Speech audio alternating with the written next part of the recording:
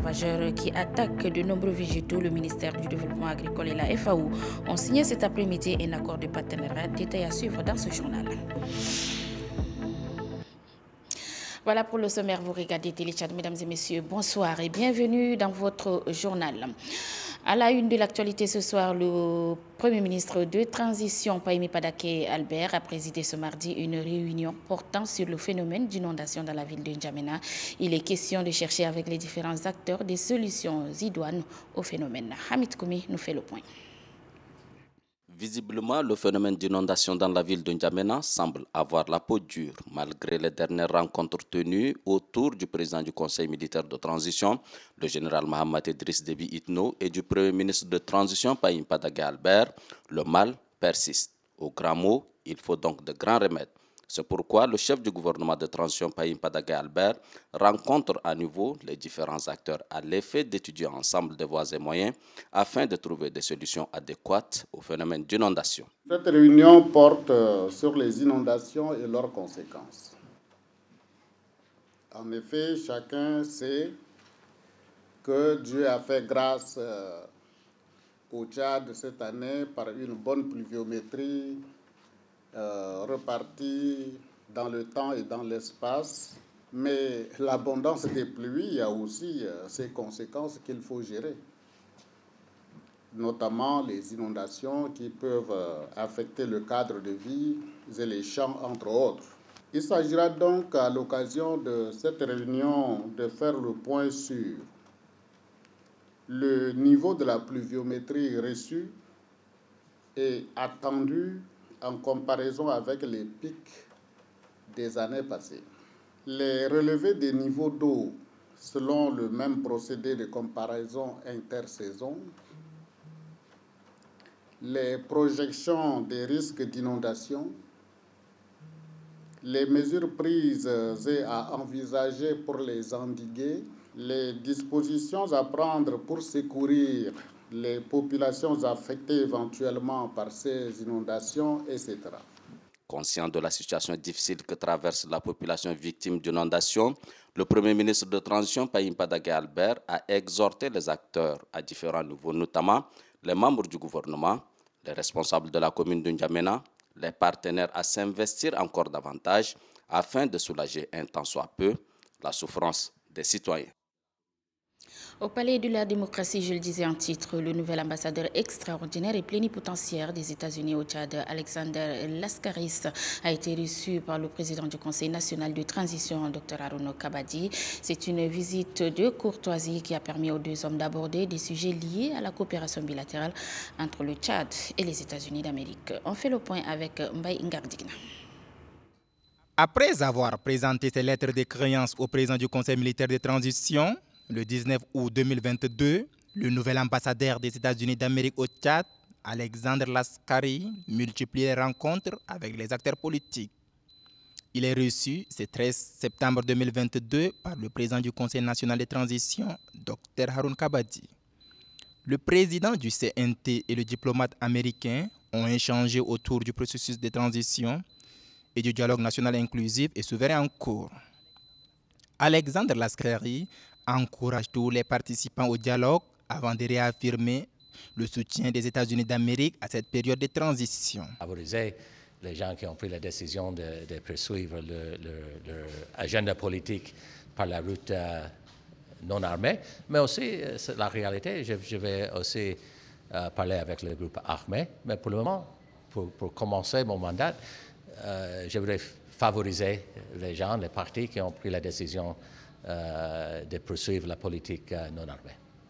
Le président du Conseil national de transition, Dr Harouna Kabadi, de son côté, déclare que le Tchad a besoin du soutien d'un grand pays comme les États-Unis d'Amérique pour sortir de cette transition. Pour lui, au vu de l'expérience internationale du nouvel ambassadeur, il peut bien aider le pays à passer ce cap. Pour rappel, Alexander Laskari a été ambassadeur de son pays au Libéria, au Botswana, en Angola, au Burundi et en Guinée. Le ministère de l'Élevage et des Productions Animales a organisé ce matin une journée scientifique dont le thème est « Contribution et rôle du Tchad dans l'élimination de la rage canine en Afrique ». Une cérémonie présidée par le ministre Abderrahim Awad Ataïb. Précision Gangacham Irima. La rage canine, bien qu'évitable, tue chaque année plus de 25 000 personnes en Afrique. Au Tchad, près de 300 à 600 personnes sont victimes des attaques des chiens errants, ce qui constitue une question de santé publique pour le gouvernement. Pour inverser la donne, le ministère de l'Élevage et des Productions Animales invite non seulement son personnel, mais aussi les partenaires à une journée scientifique. La présentation des recherches effectuées par le professeur Jacob Zitak relate la contribution et le rôle du Tchad dans l'élimination de la rage canine en Afrique. Elle vise à relever les obstacles au programme de lutte contre la rage canine, mais aussi étudier les mécanismes pouvant faciliter la campagne de vaccination. Pour le ministre de l'Élevage et des Productions Animales, les résultats de ces recherches sont satisfaisants. Les résultats de ces travaux de recherche vont contribuer sans nul doute à l'aboutissement de la politique sanitaire engagée par le gouvernement de la République du Tchad, laquelle a inscrit la rage canine parmi les maladies animales à surveiller, et ce, en cohérence avec le document de politique nationale de santé 2020-2030. Contribuer à l'éradication de la rage à l'horizon 2030 exige une forte collaboration entre les agents de la santé publique, les agents de l'élevage et les propriétaires des animaux de compagnie et les autorités locales. Cela nécessite une coordination efficace mettant à profit les opportunités disponibles grâce à l'appui des partenaires. Et puis en vue de faire face aux chenilles légionnaires d'automne, ces insectes ravageurs qui attaquent de nombreux végétaux et qui causent d'énormes dégâts aux producteurs, le ministère du Développement agricole et la FAO ont signé cet après-midi un accord de partenariat. C'est le ministre du Développement agricole Omar Ibn Daoud et le représentant de la FAO au Tchad Serge Tissot qui ont paraphé le document. Ngayam Bengueri. Au Tchad, le maïs, autrefois considéré comme une culture de maison, et consommé à l'état frais l'est aujourd'hui, sous plusieurs formes et transformé en farine permettant d'alimenter la population. Cependant, l'on constate ces dernières années que cette espèce de culture fait face à un ennemi qui nuit à sa production. Conscient de ce mal, le gouvernement, à travers le ministère du Développement agricole, avec l'appui technique et financier de l'Organisation des Nations Unies pour l'alimentation et l'agriculture, a diligenté une mission de prospection dans les zones de production de cette culture, ce qui a permis de détecter la chenille légionnaire d'automne dans 12 provinces sur les 23 qui comptent le pays. Le mal étant là, il faut donc agir en synergie pour inverser la tendance. C'est ainsi que le ministère du Développement agricole et la FAO ont signé cet accord en vue de renforcer dans les prochains jours les capacités des techniciens de ce département ministériel et des producteurs en général, afin de prendre des dispositions nécessaires pour lutter contre cet ennemi de la culture, et ce, par l'approche champ-école des producteurs. Originaire d'Amérique, la chenille, bien qu'elle soit présente principalement sur le maïs, elle attaque également plus de 100 espèces des autres plantes.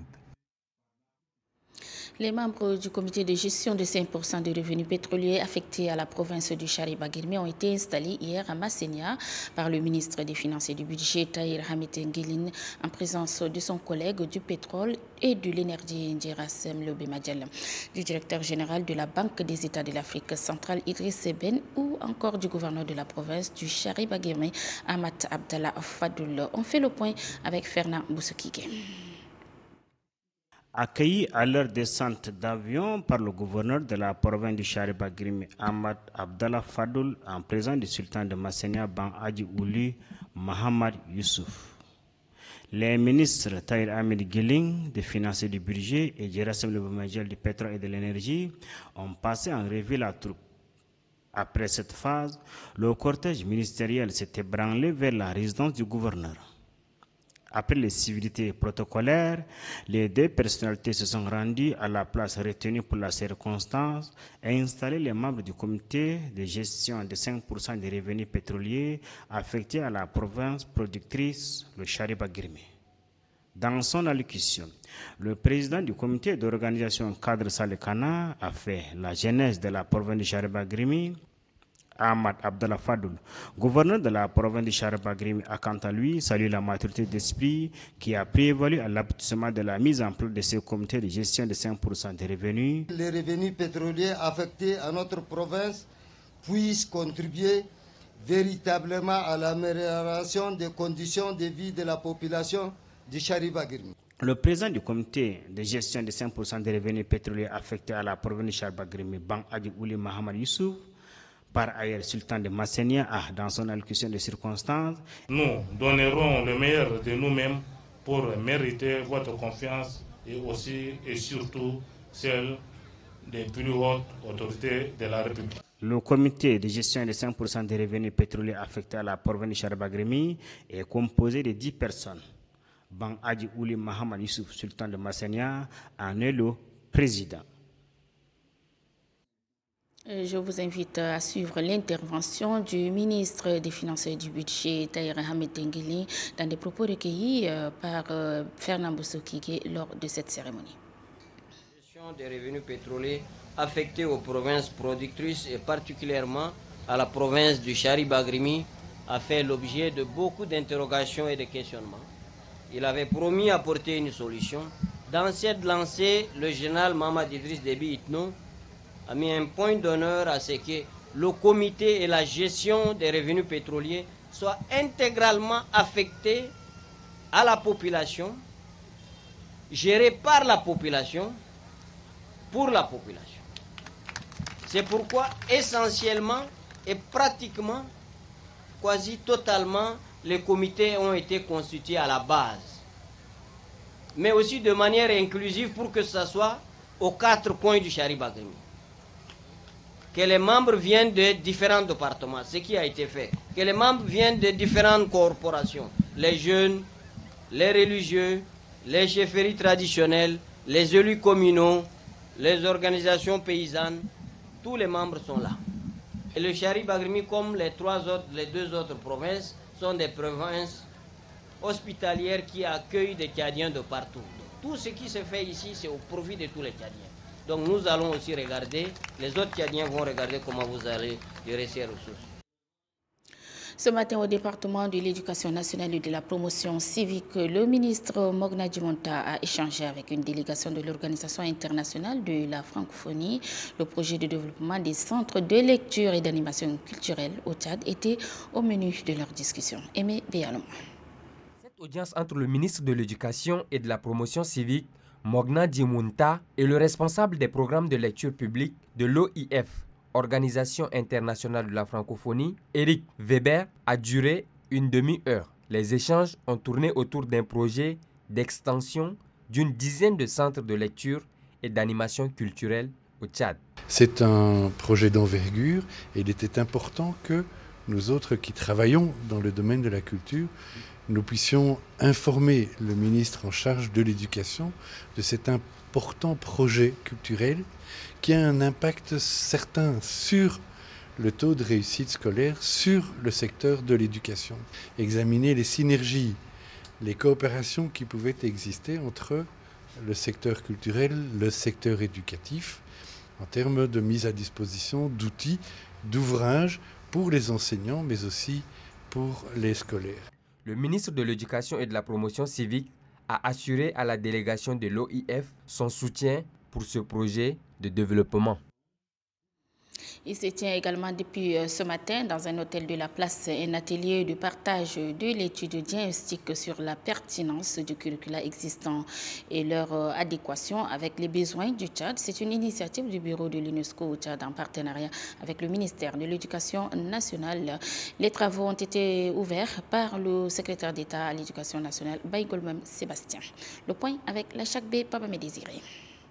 Au cours de ces assises où sont conviés une centaine de techniciens de l'éducation nationale, il est question de restituer officiellement le résultat d'une étude diagnostique sur la pertinence des curricula tchadiens et la vérification de son degré en conformité avec les attentes socio-économiques et politiques du pays.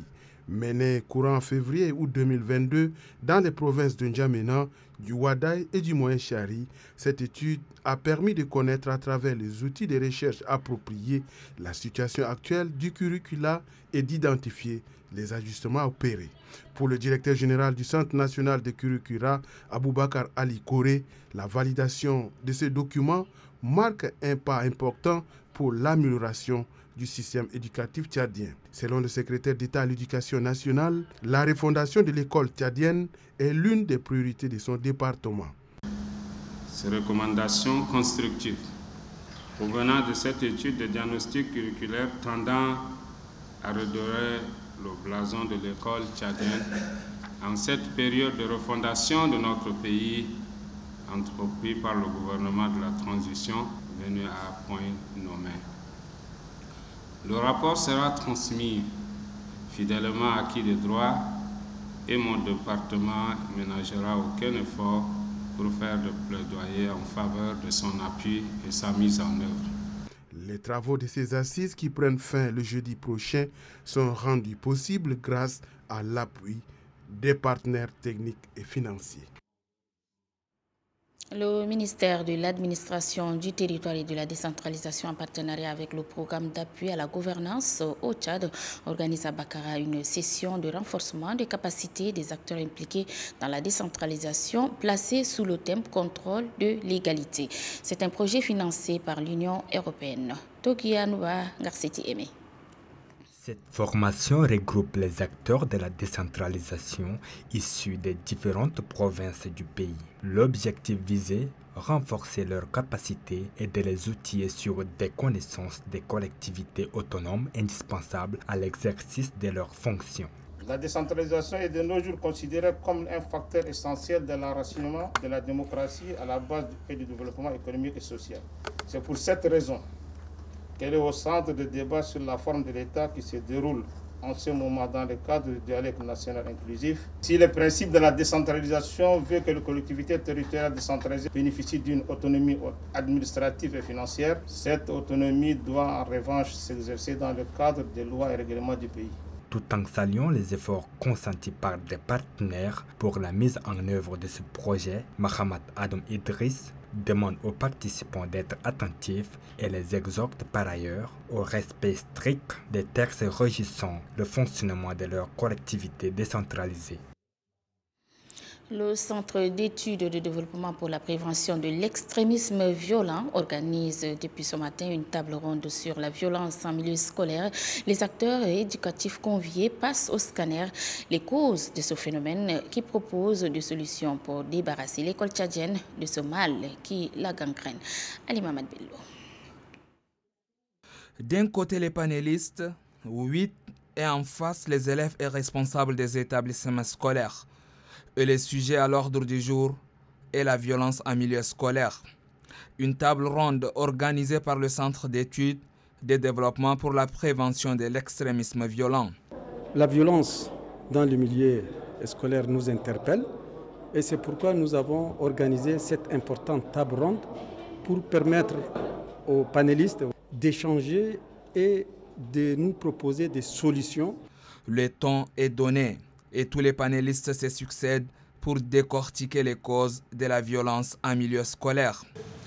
Ce sont des effets pervers des conflits que le Tchad a connus, qui ont déchiré la société, qui ont dénaturé les comportements, des conflits qui ont pérennisé l'instabilité pratiquement au niveau politique comme au niveau institutionnel. Le deuxième type de violence, c'est la violence entre les élèves eux-mêmes. Et ça, c'est aussi le cas le plus récurrent. Les causes sont généralement la question de la place, la question de vol des objets, des cahiers, des livres, mais aussi ce sont des problèmes amenés de la communauté à l'école. Voilà, tout est passé au scanner et place maintenant à la proposition des pistes de solutions. Il y a une chaîne, comme je l'ai dit, chacun doit jouer son rôle. L'État, comme ce que j'ai dit tout à l'heure, les parents pour l'éducation à la base, les enseignants pour être de bons enseignants et de bons encadreurs à l'école, et bref, la communauté éducative. Commence par la suite la phase des questions-réponses. La parole est ainsi donnée aux participants pour donner aussi leur regard sur ces phénomènes qui asphyxient le système éducatif tchadien. L'objectif est de faire de l'école tchadienne un véritable pôle d'excellence débarrassé de toute violence. Parlons à présent des travaux du dialogue national inclusif et souverain qui se déroulent au palais du 15 janvier. Là-bas, l'on constate la présence des forces de défense et de sécurité. Cette présence des hommes entreillis est de veiller au grain sur la sécurité des participants pour le bon déroulement des travaux. Varilat. Assurer la sécurité du peuple et de ses biens, c'est la mission assignée aux forces de défense et de sécurité. Conformément à cette mission, l'armée nationale tchadienne, la police, la garde nationale et nomade et la gendarmerie nationale s'activent au palais du 15 janvier où se déroulent depuis le 20 août dernier les travaux du dialogue national inclusif et souverain. Agents de sécurité et forces de l'ordre veillent au grain à la sécurité des participants et au bon déroulement de l'événement. Chaque fois qu'on vient, ils nous entourent et ils nous orientent. Et ils se sont montrés coopératifs. Donc à mon niveau, je trouve que c'est un travail vraiment bien. Et si c'est comme ça qu'ils jouaient toujours leur rôle de sécurité et de défense, on n'aurait pas de problème. L'armée nationale tchadienne, qui n'a pas de couleur ni de clan, préserve la sécurité de la population d'une manière générale, mais aussi de toutes les corporations conviées à prendre part aux travaux de ce grand rendez-vous de l'histoire. Cette présence des forces de défense et de sécurité, d'abord pour la sécurité du Denis, des personnes qui participent au Denis, et pour donner l'aspect d'un Tchad qui est vraiment sécurisé, n'est pas mauvaise. L'implication des forces de défense et de sécurité dans l'organisation de cette grande rencontre nationale est un signe fort, ce qui permettrait de préserver la paix, la concorde nationale, la quiétude et le vivre ensemble. De plus, ce monument, implanté dans la cour du palais du 15 janvier, traduit l'engagement des Tchadiens qui aspirent à la paix. Et comme vous l'avez constaté, les chefs traditionnels prennent également part au dialogue national inclusif et souverain. Parmi ces chefs traditionnels figure un doyen. Il s'agit du chef de canton de Dababa dans la province de Hadjar-Lamis. Avec ses 94 ans, dont 55 de règne sur le canton de Dababa, Abakar Hassan, c'est son nom, est aussi considéré comme une bibliothèque de la chefferie traditionnelle. Innocent Clayo. Malgré ses 94 ans, le chef de canton de Dababa, dans la province de Hadjar-Lamis, aborde chaque matin avec dévouement et courage les escaliers du palais du 15 janvier où se déroule le dialogue national inclusif et souverain. Du haut de ses 55 années de règne et de ses 94 ans, le chef de canton Abakar Hassan est considéré comme l'un des plus anciens chefs traditionnels présents au dialogue national inclusif et souverain. Nous, chefs de canton, nous sommes là pour le dialogue. On soutient le dialogue. Pourquoi? Parce que nous sommes les sages de la chefferie traditionnelle du Tchad. Dans ce grand rendez-vous de l'histoire, le chef de canton de Dababa, Abakar Hassan, est considéré aussi comme un monument de la chefferie traditionnelle. Le canton est calme. Il n'y a pas assez de problèmes. Il n'y en a pas d'abord. J'ai dit il n'y en a pas. Ce n'est pas parce que je critique mes frères, mais moi j'ai dit dans mon canton il n'y en a pas. De 55 ans là, je l'ai fait tête haute. Intronisé à l'âge de 21 ans, le chef de canton de Dababa affirme qu'il détient cette longévité grâce à Dieu. Le secret que j'en ai, je suis sensible avec mes administrés. Quand il y a un problème qui se jourdit dans le canton, j'interviens rapidement, étouffé. Ce qui se passe dans mon canton. Plusieurs fois nominée par les plus hautes autorités de la République, la bibliothèque de la chefferie traditionnelle invite les Tchadiens à la culture de la paix et de la tolérance pour cimenter l'unité nationale. Un bel exemple qui fera certainement école. Des présumés voleurs appréhendés par les forces de défense et de sécurité de la ville d'Abéché ont été présentés ce matin à la presse locale en présence du gouverneur de la province du Ouadaï, Habib Ahmad Adam. Des présumés voleurs tombés dans le maille des filets de la police nationale ont été présentés à la presse locale par le gouverneur de la province du Ouadaï, Ibrahim Ibn Omar Mohamed Saleh. Ces présumés voleurs sont arrêtés pour diverses infractions, notamment le vol de motos, des ports d'uniformes, des ports d'armes et bien d'autres. Le gouverneur de la province du Ouaddaï, Ibrahim Ibn Omar Mohamed Saleh, a tenu à remercier les forces de défense et de sécurité pour avoir mis la main sur ces présumés malfrats. Tous ceux qui essaient de saper l'autorité de l'État, les vivre ensemble dans cette province et plus particulièrement dans la ville d'Abéché seront punis par la loi. Là, une enquête a été ouverte. Et le procureur de la République va prendre ses responsabilités et puis ces différents bandits, ces malfrats seront frappés par le bâton de la loi. Le commissaire central de la ville d'Abéché a remercié la population pour la franche collaboration avec la force de sécurité. Nord de la province du Logono oriental, Abdelkerim Seydou Bosch a effectué une descente à Dona et à Bibija pour constater de visu les dégâts causés par les pluies diluviennes ces derniers jours. Ali Aki. La ville de Donia est dans l'eau depuis quelques jours, car le pont qui relie Donia aux autres localités est submergé par l'eau, rendant impossible la traversée. Ainsi, les institutions étatiques et privées, à l'exemple du lycée Idriss Déby Itno, le centre islamique haïtien, la grande mosquée de Donia et le couvent des sœurs franciscaines sont inondés. Des habitations et des champs sont complètement engloutis par l'eau, laissant des centaines de personnes sans abri. Pour constater les dégâts causés par les pluies diluviennes du 9 au 10 septembre 2022, qui a transformé le chef-lieu de la sous-préfecture de Donia en un mini-lac que le gouverneur du Logon oriental, Abdelkerim Seyd Bosch, accompagné de quelques chefs de services déconcentrés de l'État, est descendu sur le terrain. Parlant de la situation qui prévaut sur le lieu, le premier magistrat de la province lance un appel à l'endroit des bonnes volontés à secourir les populations sinistrées. Je profite également de votre micro pour lancer un SOS à l'endroit du ministère en charge de la solidarité et les partenaires qui nous aident, vraiment de secourir la population. La population est dans le désarroi total. À une soixantaine de kilomètres de Donia, une partie de la ville de Bébidja se trouve dans la même situation. Ici, la particularité est que l'eau jaillit du sol et coule en direction de la ville, inondant champs et maisons des quartiers Bekwanoudji et Guermessin. En attendant l'assistance aux sinistrés, quelques jeunes et organisations locales ont déjà canalisé les eaux vers les bassins de rétention. Voilà, autant pour moi, une descente du gouverneur Abdelkerim Seydou Bosch à Donia et à Bébidja. En religion, les fidèles religieux de trois confessions de Bokoro, de Bokoro, avec l'appui des autorités locales, ont prié pour la paix. Ils ont également lu le Saint-Coran, partagé des aumônes pour que le dialogue national inclusif et souverain soit une réussite. C'est le préfet de Dababa, Mohamed Ismaël Hassan Kari, qui a représenté le gouverneur de Hadjar Lamis à cette rencontre de prière. Mohamed Omar Moursala. Les fidèles musulmans et chrétiens de Bokoro ont loué, prié et imploré Dieu pour le maintien de la paix chez Romain acquise et la réussite du dialogue national inclusif.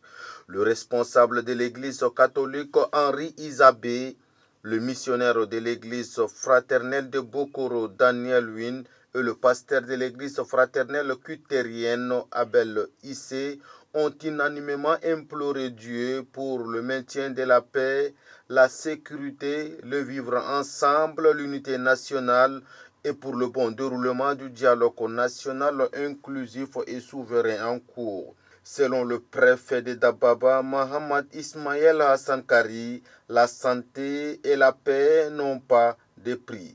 Nous prions de bon Dieu pour que le dialogue national inclusif termine dans de bonnes conditions. Le fidèle musulman de Bokoro ont également prié Allah, lu plusieurs fois le Coran et partagé des aumônes pour que le dialogue national soit un succès et la paix règne au pays. Le président du Conseil supérieur des affaires islamiques, session de Bokoro, Cheikh Kassim Béchir Djoko, invite les fidèles à multiplier davantage la prière, la lecture du livre saint et le partage des aumônes pour que le peuple tchadien aspire définitivement la paix. Voilà, merci Mohamed Omar Moursal. Mesdames et messieurs, c'est la fin de cette édition. Merci de votre très aimable attention. Très bonne suite des programmes sur Téléchat. Je vous souhaite une excellente soirée et on se retrouve demain sur ce même plateau et avec le même plaisir. Bonsoir.